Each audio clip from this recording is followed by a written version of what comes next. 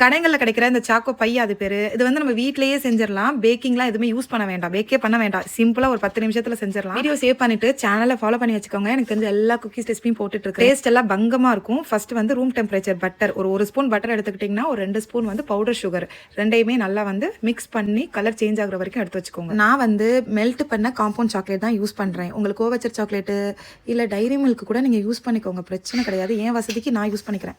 Double boiling மெத்தடில் நான் milk காம்பவுண்டை வந்து மெல்ட் பண்ணி வச்சிருக்கிறேன்.